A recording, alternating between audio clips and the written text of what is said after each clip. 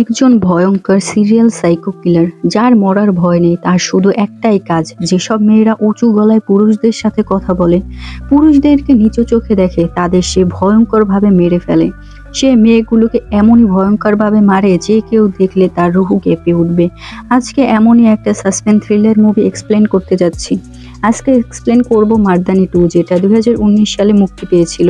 চলুন আর কথা না বাড়িয়ে এক্সপ্লেনেশন শুরু করা যাক। মুভির শুরুতেই মেলায় ইয়াদব নামের একটি ছেলেকে দেখানো হয়, যে মুখোশ পরে মেলাতে হেঁটে বেড়াচ্ছিল। আর সে বলছিল, আমরা যখন পেট ভরে ভাত খেয়ে ফেলি তখন আমাদের মনে হয় আমরা হয়তো আর 2-3 দিনও ভাত খেতে পারবো না, কিন্তু এমনটা হয় না। 2 ঘন্টা পরেই আমাদের আবার ক্ষুধা লেগে যায়। স্যাটিসফাইড বিষয়টা ঠিক এমনই। আমরা যখন একটা কাজ করে অনেক বেশি স্যাটিসফাইড হই, তখন মনে হয় আমরা এটা না করলেও চলবে, কিন্তু এমনটা হয় না। কিছুক্ষণ পরে আমরা সেই কাজটা আবার করতে শুরু করি। এটা বলতে বলতে হঠাৎ ইয়াদব ঘুরিয়ে হাঁটতে শুরু করে। ইয়াদব মেলার ভেতরে যেতে যেতে একটি মেয়েকে তার বয়ফ্রেন্ডের সাথে ঝগড়া করতে দেখতে পায়। সেখানে মেয়েটি তার বয়ফ্রেন্ডকে বকাঝকা করছিল, কারণ সে তার ফোন ধরেনি। এটা দূরে দাঁড়িয়ে দেখছিল ইয়াদব। ইয়াদব বলতে থাকে, এই ধরনের রাগী মেয়েকে আমার অনেক পছন্দ। মেয়েটির নাম ছিল লতিকা। লতিকা তার বয়ফ্রেন্ডের সাথে রাগ করে সেখান থেকে চলে যায়। তার বয়ফ্রেন্ড তাকে ডাকলেও সে শোনে না। অবশেষে তার বয়ফ্রেন্ড উল্টো দিকে যেতে শুরু করে। ইয়াদব তার সাথে ইচ্ছে করে ধাক্কা খায় এবং তার পকেট থেকে তার মোবাইলটি নিয়ে নেয়। এরপরে কার পার্কিং এর জায়গায় এসে ইয়াদব একটি গাড়িকে অনুমতি ছাড়া খুলে ফেলে, মানে চাবি ছাড়াই সে গাড়িটাকে চালাতে শুরু করে, মানে চুরি করে নিয়ে যায়। লতিকাকে দেখা যায় রাস্তায় সে রাগ করে হেঁটে যাচ্ছিল, আর ইয়াদব গাড়ি নিয়ে তার পিছনে আসছিল। তখনই লতিকাকে কল করে ইয়াদব। ইয়াদব লতিকাকে কল করেছিল সেই মোবাইল দিয়ে, যেটা সে কিছুক্ষণ আগে চুরি করে এনেছিল। ইয়াদব লতিকাকে বলে, ম্যাডাম, এই মোবাইলটা যার সে কিছুক্ষণ আগে অ্যাক্সিডেন্ট করেছে। কিন্তু লতিকা বলে, তুমি আমার সাথে মজা করো না। মানে লতিকা ভেবেছিল সে রাগ করেছে, তাই মনটি তার রাগ ভাঙানোর জন্য এই কাজটা করেছে। ইয়াদব লতিকাকে ভালো করে বোঝায় এই ফোনটা যার সে অ্যাক্সিডেন্ট করেছে, যদি ফোনটা নিতে হয় তাহলে আমার কাছে চলে আসুন। লতিকা বলে, আপনি আমাকে ফোনটা দিয়ে যান। ইয়াদব বলে, ঠিক আছে, আপনি কোথায় আছেন আমাকে বলুন। লতিকা বলে, আমি নগর নিদাম রোডে আছি। ইয়াদব বলে, আমি আপনাকে দেখতে পেয়েছি। ইয়াদব যখন লতিকাকে মন্টির ফোনটা দেয়, লতিকা বিশ্বাস করে এমনটাই সত্যি অ্যাক্সিডেন্ট হয়েছে। লতিকা বলে, মন্টির কিছু হয়নি তো? ইয়াদব বলে, মন্টি তার সাদা কালারের বাইকটা অনেক জোরে চালাচ্ছিল। পেছন থেকে আরেকটি ট্রাক এসে তাকে ধাক্কা দিয়ে দেয়, ফলে সে প্রচন্ড আহত হয়। তাকে হসপিটালে নিয়ে যাওয়া হয়েছে। লতিকা জিজ্ঞেস করে, কোন হসপিটালে নিয়ে যাওয়া হয়েছে? ইয়াদব বলে, সবাই বলা বলি করছিল কোটা জেনারেল হসপিটালে নিয়ে যাওয়া হয়েছে। লতিকা এটা শুনে সেখানে যাওয়ার জন্য প্রস্তুত হয়। ইয়াদব বলে, আমিও সেই দিকে দিয়েই যাচ্ছি, আপনি চাইলে আমি আপনাকে নামিয়ে দিতে পারি। লতিকা দেখতে পায় আশেপাশে তেমন কোনো গাড়ি নেই, তাই সে ইয়াদবের সাথে যেতে রাজি হয়। সে লতিকাকে গাড়িতে উঠিয়ে নেয়। কিছুক্ষণ যাওয়ার পরে ইয়াদব যখন অন্য রাস্তা নেয়, লতিকা বুঝতে পারে এই রাস্তা হসপিটালের দিকে যায় না। লতিকা বলে, আমাকে নামিয়ে দিন। তখন ইয়াদব আরো জোরে গাড়ি চালাতে শুরু করে। লতিকা বুঝতে পারে সে ফাঁদে পড়ে গেছে। সে দরজা খুলে লাফ দিতে চায়, কিন্তু ইয়াদব তাকে ধরে ফেলে। একটা রুমালে স্প্রে করে তাকে অজ্ঞান করে দেয়। কিছুক্ষণ পরেই গাড়িটাকে একটি পুরনো বাড়ির সামনে দেখা যায়, আর লতিকা বাঁচার জন্য জোরে জোরে চিৎকার করছিল, কিন্তু আশেপাশে কেউ ছিল না। পরদিন সকালে ডিএসপি শিবানীকে ঘটনাস্থলে আসতে দেখা যায়। সেখানে এসপি শাখাওয়াত মিডিয়াকে বলছিল, রিপোর্ট না পাওয়া পর্যন্ত কিছু বলা যাচ্ছে না।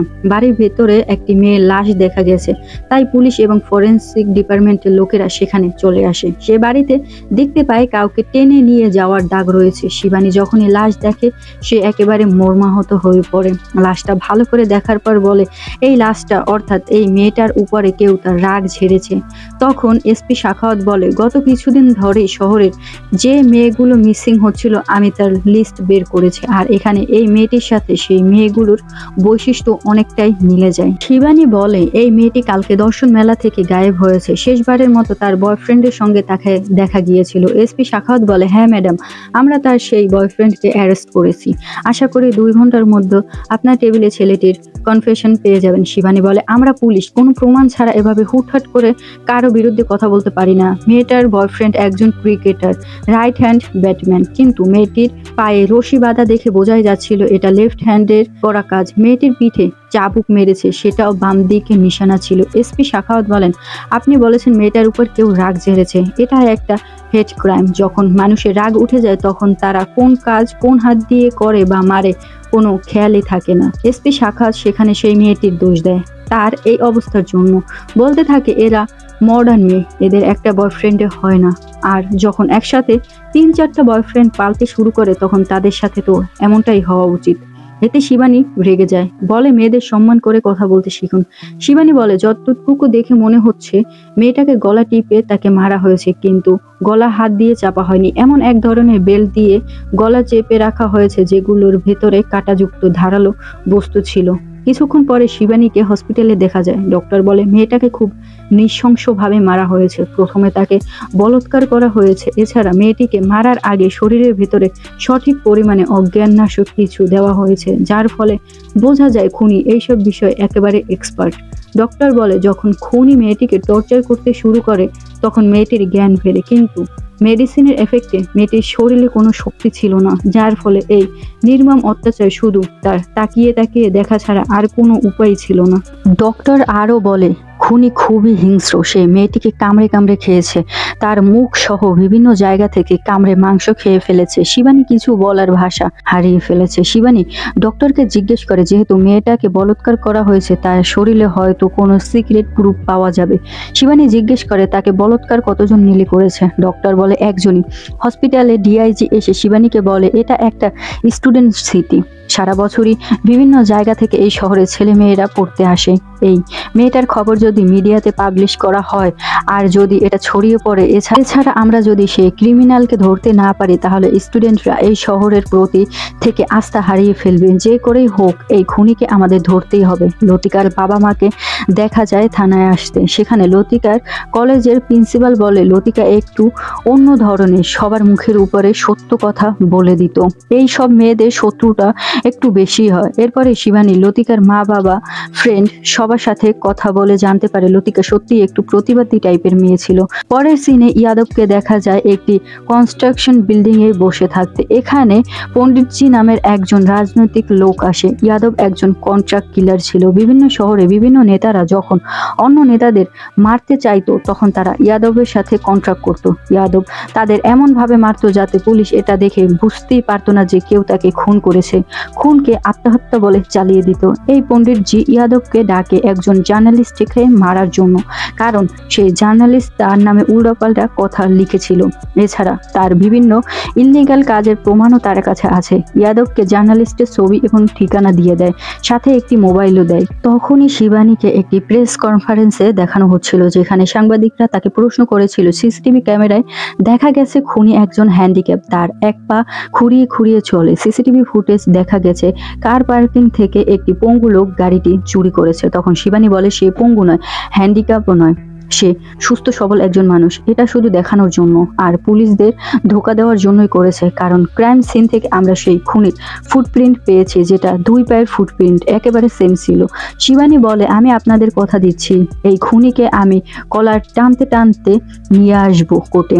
এটা শুনে ইয়াদব কিছুটা হাসতে থাকে যে সে তার কলার টানতে টানতে কোর্টে নিয়ে যাবে। অন্যদিকে শিবানী যখন এসপির সাথে কথা বলছিল ঠিক তখনই আরো একজন কনস্টেবল তাকে একটি ফুলের তোড়া দিয়ে যায়। ভেতরে একটি কার্ড ছিল, এখানে লেখা ছিল আমার কলার আপনার টাচেই থাকবে। শিবানী সাথে সাথে দৌড়ে বাইরে যায়। সে বুঝতে পারে কিলার বাইরে থেকেই এগুলো দিয়ে গেছে, কিন্তু কোথাও কেউ নেই, কেউ দেখতেও পায়নি এই ফুলের তোড়াটা এখানে কে রেখে গেছে।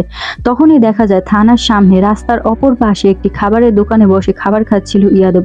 সে এক দৃষ্টিতে শিবানীর দিকে তাকিয়েছিল। এরপর দিন শিবানীকে দেখা যায় একজন রাজনৈতিক নেতার র্যালি আটকে দেয়, কারণ সামনে সেখানে একটি হসপিটাল এবং স্কুল ছিল, যার ফলে র্যালির এদিক দিয়ে গেলে অনেক সমস্যা হতে পারে। কিন্তু সেই রাজনৈতিক নেতা তার পাওয়ার দেখাতে গেলে শিবানী তাদেরকে সেখান থেকে থামিয়ে দেয়। সেখানে ইয়াদবকেও দেখা যায় অনেক মানুষের ভিড়ে। সেদিন ইন্টারভিউতে শিবানী যখন তাকে নিয়ে কথা বলছিল সেটা তার ইগোতে লেগে যায়। এরপর থেকে সেই শিবানীকে ফলো করা শুরু করে সব জায়গায়। মূলত ইয়াদব এমন মেয়েদেরকেই একদম পছন্দ করতো না যারা উচ্চ স্বরে কথা বলে, এছাড়া পুরুষ মানুষের কাজ করে বা তাদের মতো ব্যবহার করে। ইয়াদবকে দেখা যায় সব সময় শালিনীর পিছু করতে। পরের সিনে একটা ট্রাক বাড়ির সামনে এসে দাঁড়ায়, সেখানে ইয়াদবকে দেখা যায় লুকিয়ে সে বাড়ির ভিতরে ঢুকে যায়। বাড়ির আশেপাশে পুলিশ ছিল, সে সবার চোখ পাকি দিয়ে ভেতরে ঢুকে যায়। সেই বাড়িতে একটি ফার্নিচার নিয়ে আসা হচ্ছিল। ইয়াদবকে দেখা যায় সেই বাড়ির কাজের লোক সেজে সেখানেই পুলিশের সামনে ঘোরাফেরা করতে। এরপর সবাই যখন সেই বাড়ি থেকে চলে যায় তখন ইয়াদব লুকিয়ে সেই বাড়ির ভিতরেই থেকে যায়। এরপর সে বাড়ির বেডরুমে আসে আর সাইকোপ্যাথের মতো আয়নার দিকে তাকিয়ে থাকে। শিবানী যখন রাত রাতে বাড়ি ফেরে হঠাৎ দেখে চমকে যায়। আসলে তার বেডরুমে ড্রেসিং টেবিলে আয়নাতে লিপস্টিক দিয়ে মেয়েদের দেহের বাজে আকৃতি আঁকা ছিল। মানে ইয়াদব সেই ট্রাকের ভেতরে লুকিয়ে যে বাড়িতে প্রবেশ করেছিল সেটা ছিল শিবানীর বাড়ি। এছাড়া শিবানী দেখতে পায় তার বাড়ির আলমারিও খোলা। শিবানী থানায় এসে বলে একটা শাড়ি, একজোড়া স্যান্ডেল, একটি হ্যান্ডব্যাগ এবং কিছু মেকআপ তার বাড়ি থেকে মিসিং। সে এটা দেখে বুঝতে পারে এই কাজটা সেই ইয়াদব করেছে। ইয়াদবকে তখনও থানার সামনে দাঁড়িয়ে থাকতে দেখা যায়। তখনই পিছন থেকে পণ্ডিতজির একজন লোক তার কাছে আসে এবং ফোন দিয়ে পণ্ডিতের সাথে কথা বলতে বলে। পণ্ডিত তাকে বলে, আমি তোমাকে মারতে বলেছিলাম জার্নালিস্টকে, তুমি থানার সামনে দাঁড়িয়ে কি করছো? তখন ইয়াদব কথা ঘুরিয়ে ফেলে, অর্থাৎ মিথ্যে বলে। সে বলে জার্নালিস্টের ব্যাপারে খোঁজ খবর নেওয়ার জন্যই এখানে এসেছে। এছাড়া সেই জার্নালিস্টের পেছনে সে আরো একজন লোক লাগিয়েছে। এরপরে ইয়াদব বলে সেই পণ্ডিতকে এই কাজটা করার জন্য তার একটি গাড়ি এবং আরো কিছু জিনিস দরকার, সেটা তাড়াতাড়ি তার কাছে পাঠিয়ে দেওয়ার জন্য। পণ্ডিতের লোক সেখান থেকে চলে যাওয়ার পরে ইয়াদব পাশে চায়ের দোকানে একটি ছেলেকে ডেকে চায়ের কাপ নিয়ে যেতে বলে। সেই ছেলেটির নাম ছিল প্রবীণ। ইয়াদব বলে, তুমি এখানে কাজ করে কতই বা পাও, অনেক কষ্ট হয় তাই না? প্রবীণ বলে, হ্যাঁ। তখনই ইয়াদব বলে, আমি এতিম, তাই তোমাকে আমি সাহায্য করতে চাই। আমার একটা কাজ করে দিলে আমি তোমাকে 50,000 টাকা দেব।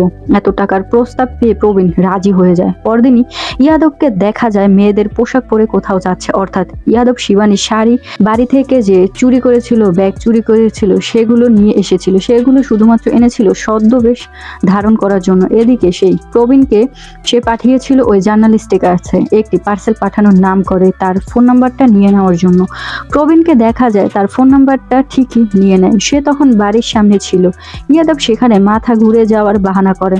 এটা দেখে প্রথমে প্রবীণ আসে, কারণ তাকে আগে থেকেই বলে দেওয়া ছিল। এরপরে জার্নালিস্টও সেখানে চলে আসে।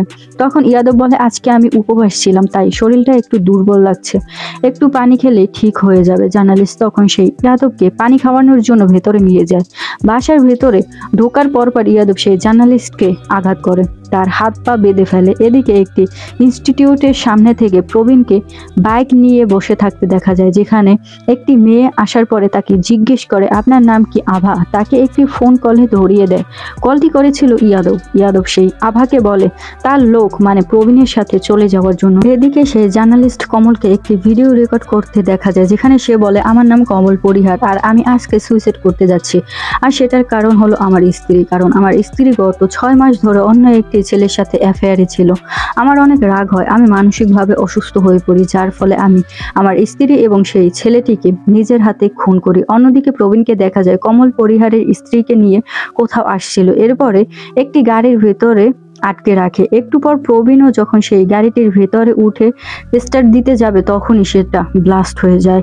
ইয়াদব প্রবীণকে তার কাজে শুধুমাত্র ব্যবহার করেছে। এরপর সে জার্নালিস্ট কমলকে মেরে ফেলে ইয়াদব। পুলিশ যখন এই কেসটা নিয়ে ইনভেস্টিগেশন করবে, তারা নিশ্চিতভাবে বুঝে যাবে কমল নিজে থেকে সুইসাইড করেছে তার ওয়াইফের জন্য। অন্যদিকে তার ওয়াইফ এবং প্রবীণের লাশ দেখে বোঝা যাবে তার ওয়াইফের সত্যি অ্যাফেয়ার ছিল। এটাই ছিল ইয়াদবের প্ল্যান। এদিকে কমলের লাশ দেখার পর শিবানী বুঝতে পারে এই কাজটা ইয়াদবের, কারণ সে জার্নালিস্ট কমলকে যে রশি দিয়ে ফাঁসিতে ঝোলানো হয়েছে সেটা ছিল শিবানীর বাসা থেকে আনা শাড়িটা। তাই শিবানী সেই শাড়ি দেখে বুঝতে পারে এটা ইয়াদবের কাজ। আমরা যে সাইকোপ্যাথকে খুঁজছি সে চায় সবাই বুঝুক সে অনেক স্মার্ট আর সবাই তাকে নিয়ে আলোচনা করুক। শিবানী তার টিমকে বলে, ক্রাইম সিনে প্রত্যেকটা ডিটেলস আমাদের ভালোভাবে স্টাডি করতে হবে। তখনই চা দেওয়ার জন্য সেখানে একজন ছেলে আসে। সেই ছেলে চাওয়ালা ছেলেটিকে দেখার পর একজন পুলিশ বলে, আগের প্রবীণ কোথায়, এ তো নতুন। আর ঠিক তখনই দেখা যায় সেই চাওয়ালা সেজে সেখানে এসেছিল ইয়াদব। চা দেওয়ার সময় শিবানী ইয়াদবকে জিজ্ঞেস করে তার নাম কি। ইয়াদব তখন বোবা সাজার বাহানা করে এবং ইশারায় বলে তার নাম বাজিরাং। এদিকে শিবানীকে দেখা যায় সেই লতিকার মার্ডার কেসের ক্রাইম স্পটে এসে আবার ভালোভাবে খুঁটিয়ে দেখার জন্য। এছাড়া আভা ও প্রবীণের গাড়িটা যেখানে ব্লাস্ট হয়েছিল সেখানেও আসে শিবানী। সেখানে কতগুলো বসতে ছিল, সেখানে থাকা লোকগুলোর সাথে কথা বলে, তাদের জিজ্ঞাসা করে সেদিন গাড়ি যখন ব্লাস্ট হয়েছিল আশেপাশে সন্দেহজনক কাউকে কি দেখা গিয়েছিল, কিন্তু সবাই বলে তারা কাউকে দেখেনি। সেখানে একটু অবাক হয়ে যায়, এত বড় একটা গাড়ি ব্লাস্ট হয়েছিল তারা কেউ দেখেনি। সে লোকগুলো বলে তারা দিনমজুর, সকালে তারা কাজে চলে যায় আর আসে সন্ধ্যায়, তাই সারাদিন কি হয় সেটা তারা জানে না। তারা চলে যাওয়ার পরে এখানে শুধুমাত্র ছেলেগুলো থাকে। শিবানী সেসব বাচ্চাদেরকে জিজ্ঞেস করে তারা কাউকে দেখেছে কিনা, কিন্তু কেউ কিছু বলে না। শিবানী যখন সেখান থেকে চলে যেতে যাবে তখনই একটা বাচ্চা এসে তাকে ইশারা দেয়। সেই ছেলেটি শিবানীকে একটি অ্যাজমা পাম্প দেয়। শিবানী বুঝতে পারে এখানে যে ছেলেটি গাড়ি রাখতে এসেছিল সে হয়তো এটা ফেলে রেখে গেছে, অর্থাৎ খুনি। এরপর শিবানী বিনয়কে বলে সে বাচ্চাটি তাকে বলেছিল একদিন আগে একজন লোককে ব্লাস্ট হওয়া সেই গাড়িটি পার করতে দেখেছে। ঠিক তখনই সেখানে একটি গ্লাস ভাঙার শব্দ হয়। দেখা যায় ইয়াদব লুকিয়েছিল সেখানে। বলে আসলে সে চা দেওয়ার জন্য এসেছিল কিন্তু গ্লাসটি ভেঙে গেছে। বিনয় সন্দেহ করে, ইয়াদবকে জিজ্ঞেস করে এই ঘরে তো কেউই ছিল না, কাকে চা দিতে এসেছ? সে তাকে মারার চেষ্টা করে কিন্তু শিবানী বলে ছেড়ে দাও। এছাড়া সে ইয়াদবকে আরো বলে বাইরে একটি ছেলে এবং তার বাবা দাঁড়িয়ে আছে, তাদেরকে চা বিস্কুট খেতে দাও। ইয়াদব বুঝে যায় এই ছেলেটি সেদিন তাকে দেখে ফেলেছিল। সেখানে একজন স্কেচ আর্টিস্টকে ডাকা হয় আর সেই ছেলেটিকে দিয়ে সেই ইয়াদবের ফেস আঁকানোর চেষ্টা করা হচ্ছিল। এদিকে ইয়াদব ছেলেটির জন্য দুধ এবং তার বাবার জন্য চা নিয়ে আসে। এরপর সে দুধের ভেতরে কিছু একটা মেশায় কিন্তু সেই চা দেওয়ার জন্য সে নিজে যায় না। সে তার আঙুলটা ইচ্ছে করে কেটে অন্য একজন ছেলেকে সে চাটা নিয়ে দেওয়ার জন্য বলে। সে ছেলেটি চা এবং দুধ নিয়ে আসে, বাচ্চাটা খেয়ে নেয়। এরপরে বাচ্চাটির পেটে ব্যথা শুরু হয়, সে ওয়াশরুমে যেতে চায়। শিবানী বিনয়কে বলে ছেলেটিকে ওয়াশরুমে নিয়ে যাওয়ার জন্য। যখনই ছেলেটি ওয়াশরুমে যায় দেখা যায় আগে থেকেই সেই ওয়াশরুমের ভিতরে বসেছিল ইয়াদব। ওয়াশরুমের ভিতরে সেই ছেলেটিকে মেরে ফেলে। এরপরে বাচ্চাটিকে একটি বস্তার ভিতরে ভরে। অনেকক্ষণ হয়ে যাওয়ার পরেও বাচ্চাটি বাইরে বের হয় না। বিনয় দরজা নক করতে থাকে। ইয়াদব ওয়াশরুমের ভেন্টিলেটর তাড়াতাড়ি ভেঙে সেখান থেকে পালিয়ে যায়। অন্যদিকে কাঁচ ভাঙার শব্দ পেয়ে বিনয় যখন দৌড়ে অন্য সাইডে আসে দেখতে পায় না কাউকে। বিনয় সেখানে বাচ্চাটির লাশও খুঁজে পায় না, কারণ ওয়াশরুমের পেছনে অনেকগুলো মুখ বাঁধা বস্তা এমনিতেই পড়েছিল। ইয়াদব এই সুযোগটাকেই কাজে লাগায়। সে বাচ্চাটার মৃতদেহ সেই বস্তার ভিতরে ভরে সেখানেই ফেলে রাখে, যার ফলে বিনয় তার সামনে থাকা বস্তা দেখেও বুঝতে পারে না। শিবানী এতে প্রচন্ড রেগে যায় আর দ্রুত সেই ছেলেটাকে খুঁজে বের করতে বলে, কিন্তু কোথাও ছেলেটিকে পাওয়া যায় না। অন্যদিকে ইয়াদবকে সেই চায়ের দোকানে তখন চা বানাতে দেখা যাচ্ছিল। এরপরে রাতে লুকিয়ে ইয়াদব সেখান থেকে ছেলেটির মৃতদেহ নিয়ে চলে যায় আর রেল লাইনে এসে মৃতদেহটি ফেলে রেখে আসে। রাতে একটি রেস্টুরেন্টে বসে ইয়াদবকে খাবার খেতে দেখা যায়। এরপরে ইয়াদব কল করে এসপি শাখাওয়াতকে আর বলে রেল লাইনের মধ্যে একটি বাচ্চার লাশ পড়ে আছে। এই বাচ্চাটি হচ্ছে সে যে থানা থেকে আজকে মিসিং হয়েছিল।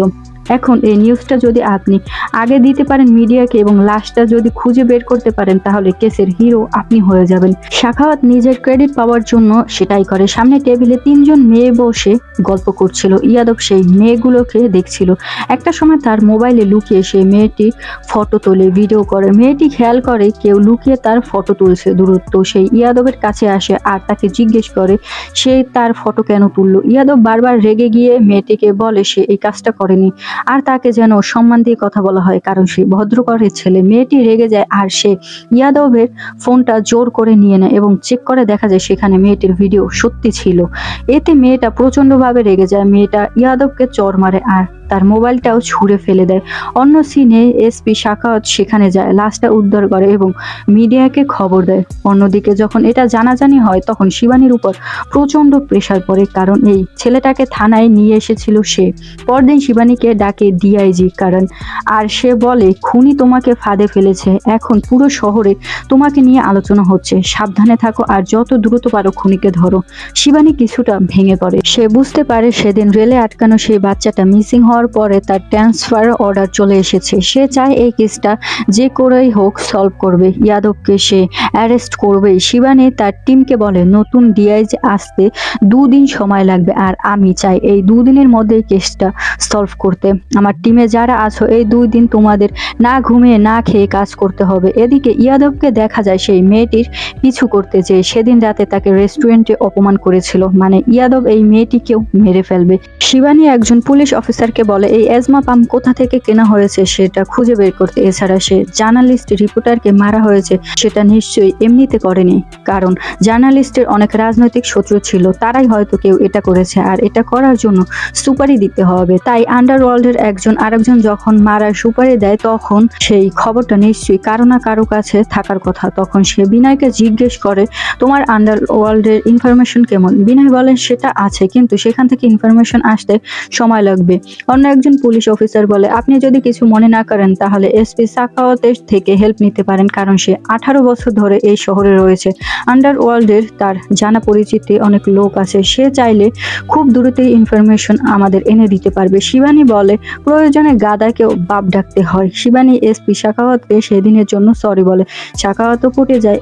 এসপি সাখাওয়াত বলে, রামপুরা জুয়েলার্সে একটি ছেলে কাজ করে, সেখানে গেলে সেই ছেলেটা আপনাকে কার সাথে দেখা করতে হবে সেটা বলে দেবে।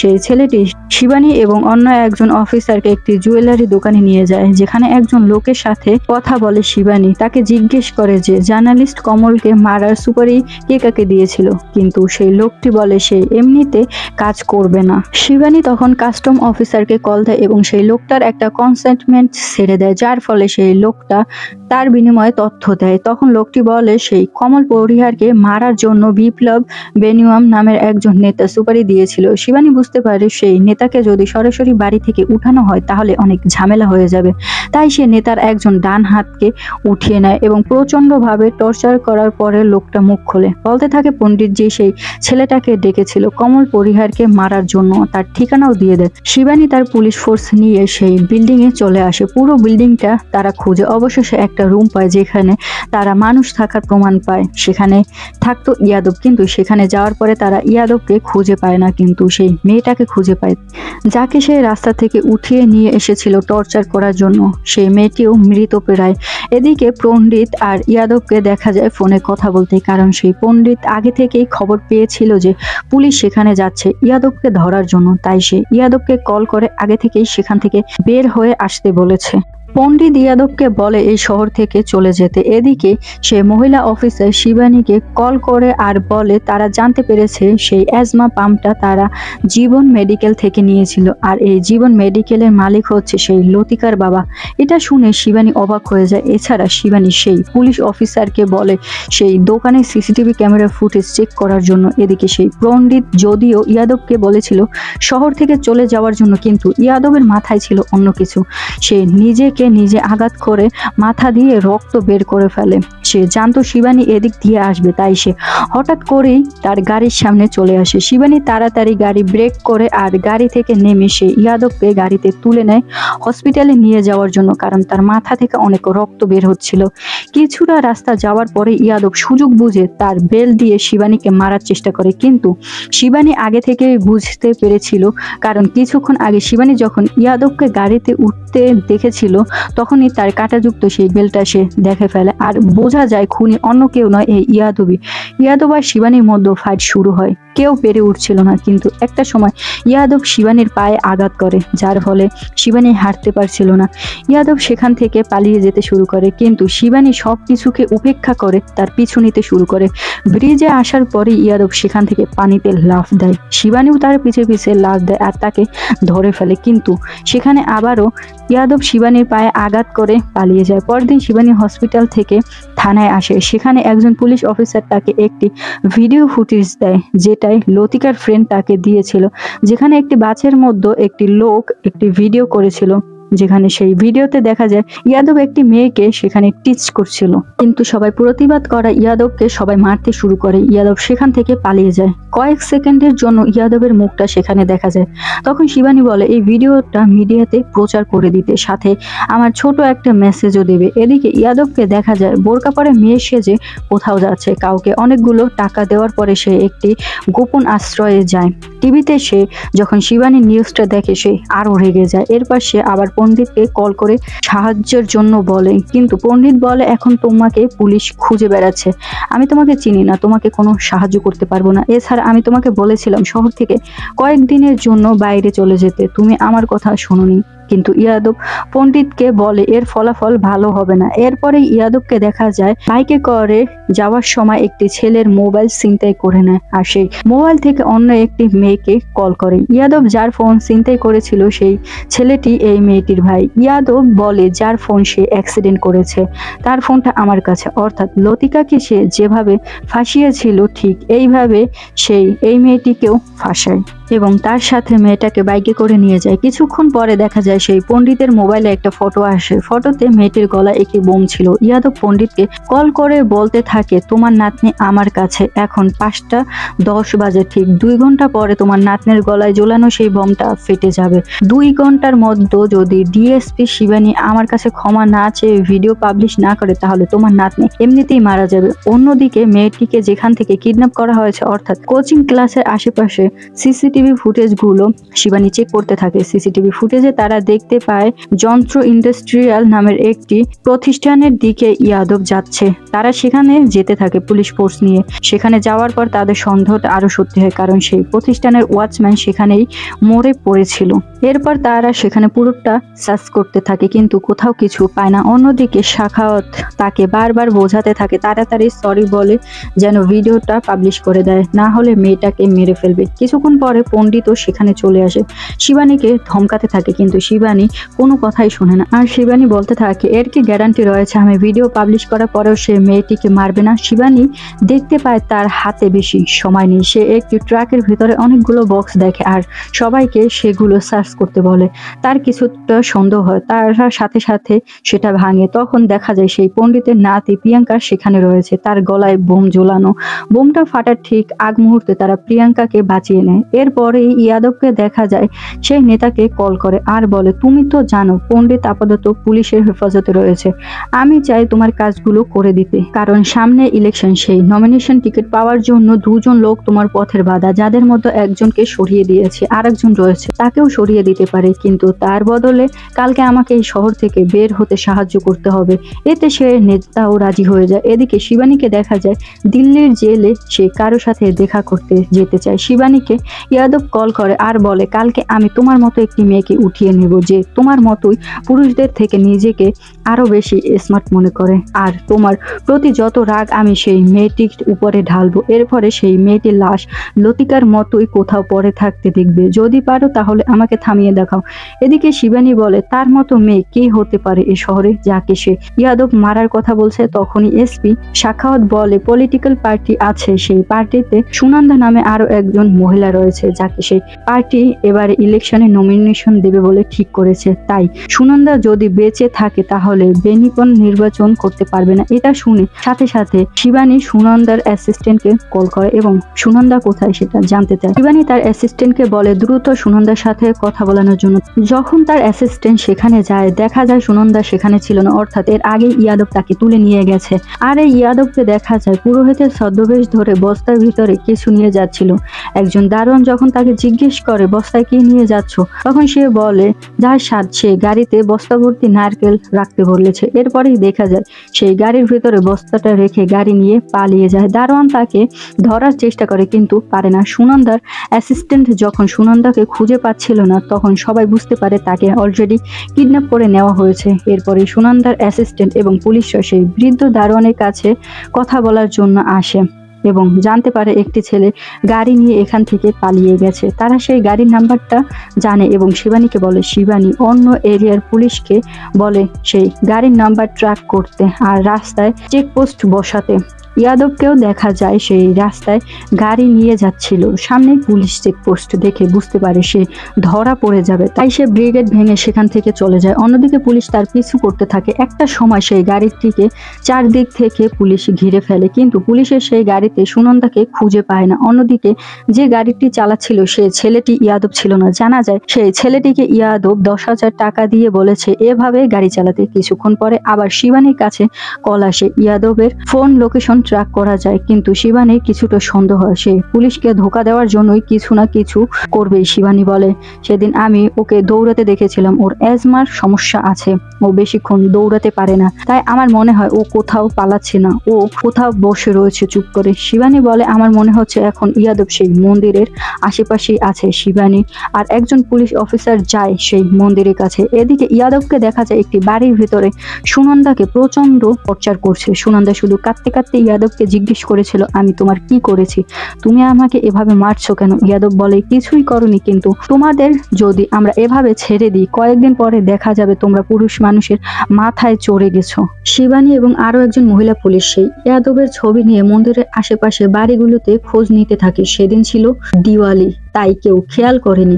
খুঁজতে খুঁজতে শিবানী একটা বাড়ির সামনে আসে, যেখানে দিওয়ালি হওয়া সত্ত্বেও সেখানে প্রদীপ জ্বালানো হয়নি। সেই বাড়িতে এসে নক করে, ইয়াদবের ছবি দেখায়, কিন্তু সেই বাড়ির লোকেরা তাড়াহুড়ো করে জবাব দিয়ে দরজা বন্ধ করার জন্য যাচ্ছিল। তখনই শিবানী দেখে তার মোবাইলে চার্জ শেষ। সে চায় বাড়ির ভেতরে তার মোবাইলটা একটু চার্জ দেবে, কিন্তু সেই লোকেরা জোর করে তাকে বের করে দেয়। শিবানী বুঝতে পারে এই বাড়ির ভেতরেই হয়তো ইয়াদব রয়েছে। সে জোর করে ঢুকে বলে সে একজন পুলিশ। তখন পুরোটা খুলে বলে যে একটা ছেলে একজন মহিলাকে নিয়ে এই বাড়ির ভেতরে ঢুকেছে আর তাদের মেয়েকে জিম্মি করে রেখেছে, কাউকে বলতে নিষেধ করেছে, আর বললে সেই মেয়েটিকে তারা মেরে ফেলবে। শিবানী ধীরে ধীরে উপরের তলায় যায়, কিন্তু ইয়াদব অনেক চালাক। শিবানী আসবে সেটা সে বুঝতে পেরেছিল, তাই সে আগে শিবানীকে আঘাত করে আহত করে ফেলে। শিবানী অজ্ঞান হয়ে গেলে তার হাত পা বেঁধে রাখে এবং তার চোখের সামনে সেই সুনন্দা এবং অন্য মেয়েটিকে টর্চার করতে থাকে। তখন শিবানী একটু চালাকি করে, যেহেতু ইয়াদব এক সাইকোপ্যাথ, তার এমন একটা জায়গা নিয়ে কথা বলবে যেটা শুনে ইয়াদব কিছুটা থমকে যায়। সে ইয়াদবকে বলে, তোমার বাবা তো দিল্লি জেলে আছে, আমি তার সাথে কথা বলেছি, সে আমাকে সব জানিয়েছে। তুমি তোমার মাকে তোমার বাবাকে দিয়ে মারিয়েছো এবং এরপরে তাকে পুলিশে ধরিয়ে দিয়েছো। সেদিন তোমার বাবা মদ খেয়ে বাড়ি ফিরেছিল। এরপরে তুমি সুযোগ বুঝে তোমার বাবাকে উসলে দাও তোমার মায়ের বিরুদ্ধে। সে তোমার মাকে মারতে যায়, কিন্তু যখন তোমার মা বুঝতে পারে যে তোমার বাবা তাকে মেরে ফেলবে, সে ছাদে গিয়ে লুকিয়ে থাকে। তোমার বাবা অনেক নেশার মধ্যে ছিল, তাই তোমার মাকে ছাদ থেকে খুঁজে বের করা সম্ভব ছিল না। সেই কাজটা তুমিই করেছো। তোমার মাকে তোমার বাবার হাতে তুলে দিয়েছিলে কেন? তোমার বাবা যখন তোমাকে ছোটবেলায় মারতো, সেই মারের হাত থেকে তোমার মাই তো তোমাকে বাঁচাতো, তাহলে কেন তাকে মারলে? ইয়াদব বুঝে যায় শিবানী সবকিছু জেনে গেছে। সে চিৎকার করে বলতে থাকে, সেই মহিলা অর্থাৎ ইয়াদবের মা চিৎকার করে ঝগড়া করতো পাশের বাড়ির লোকের সাথে, আর এতে এলাকায় তাদের মান সম্মান ক্ষুণ্ণ হতো। আর এটা ইয়াদব একেবারেই পছন্দ করতো না, তাই তার বাবার হাতে তার মাকে খুন করিয়েছে। ইয়াদব প্রচন্ডভাবে রেগে গিয়ে শিবানীকে মারার চেষ্টা করে। তখনই শিবানী কিছুটা দূরে রং দেখতে পায় আর তার মনে পড়ে যায় ইয়াদবের অ্যাস্থামা আছে, তাই সুনন্দা এবং সেই মেয়েটিকে ইশারা করে সেই রংগুলো যেন ইয়াদবের মাথায় ঢেলে দেয়। এতে সে দম ছাড়তে পারবে না, আর সে মেয়েরা সেই কাজই করে। তারা ধীরে ধীরে সেই রঙের কাছে যায়। এরপরে ইয়াদব যখন তাদের দিকে যাচ্ছিল, সাথে সাথে সেই রংগুলো ইয়াদবের উপরে ঢেলে দেয়। এরপরে ইয়াদবের কাঁটাযুক্ত বেলটা দিয়ে তাকে পেটাতে থাকে, আর পেটাতে পেটাতে রাস্তায় বের করে নিয়ে আসে। সবার সামনে এসে তাকে একইভাবে সবাই পেটাতে থাকে। আর এভাবে একজন সিরিয়াল কিলার ধরা পড়েছিল শিবানীর হাতে। আর এখানেই অসাধারণ মুভিটা শেষ হয়ে যায়। এই ছবিটা আপনাদের কেমন লাগলো জানাতে ভুলবেন না। চ্যানেলটা সাবস্ক্রাইব করে পাশে থাকবেন। দেখা হবে পরের কোনো ভিডিওতে। ভালো থাকুন, সুস্থ থাকুন, আল্লাহ হাফেজ।